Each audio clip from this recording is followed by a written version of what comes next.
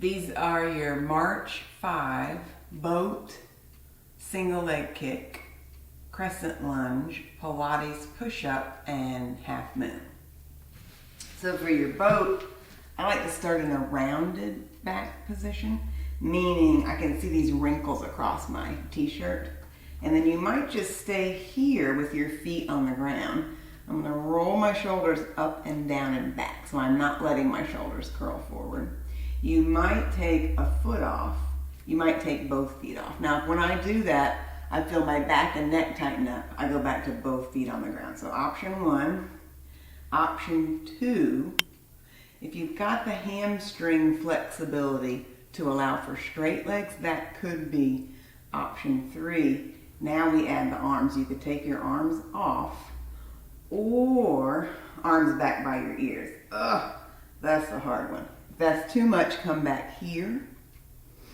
Bend your knees or put your feet down. This is your VIP zone, so it doesn't matter what your legs are doing.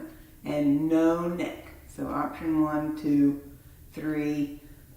Super hard option. So that's your boat. This is single leg kick. It's a hamstring exercise. So I'm kicking my heel to my bum twice, extending my leg out. If you can coordinate this effort, you could play with flexing and pointing your toes or your ankle. So I could go flex, point, stretch. Here's the Pilates breathing pattern.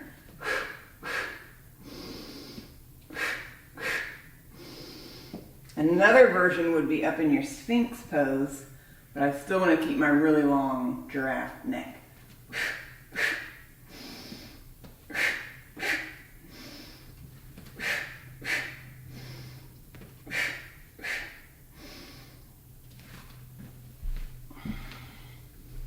So for your crescent lunge, step your right leg forward. I'm making a parallel lunge, meaning all 10 toes, my hips, my shoulders are facing forward.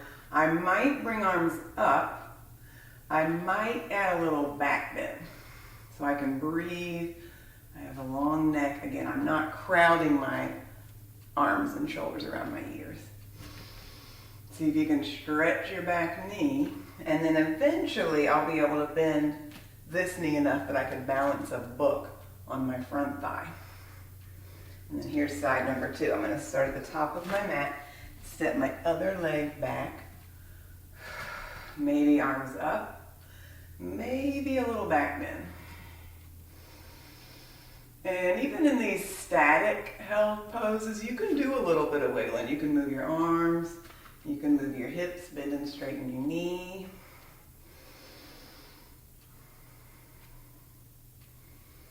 Now we have our Pilates push-ups. So for this one, I'm going to go to the back of my mat. What I call zombie arms, arms out. I pull my belly in. I'm rounding my back again, or flexing my spine to roll down. At some point, you'll need to bend your knees. Walk your hands out. See if you can take 4 steps to get out there. 1, 2, 3, 4. Now we've got our 5 push-ups. These could be really tiny, just barely bending your elbows. So see if you can keep a straight line from your head to your heels. There's number 5. I'm going back, kind of through a downward facing dog briefly. And then I roll up. I'll do that twice more. Here's your roll down. Bend your knees as soon as you need to. No need to keep your legs straight for this round. Now we could work up to that. Here's 1, 2. Your other option would be dropping to your knees. 4, 5. Press back, walk back. So if my hamstrings allow, I could keep my legs straight as I roll up and down. Last one, I'm just sort of whipping through these. You could take more time. You could do more than 5 push-ups if you'd like. Breathe. Last one, walk yourself back. Roll up. Now we have our half moon. This is my favorite yoga standing balance. So I'm going to turn this leg out some degree. It doesn't have to be totally facing the side, but I am going for what I call piece of toast in the toaster. And then I could just start to play with lifting and lowering that back leg. Eventually, I can tilt, but my whole body's tilting. I'm not just leaning my torso. And I'm imagining I'm in between two panes of glass. So I'm open sesame to the side wall. Come on up and we'll switch sides.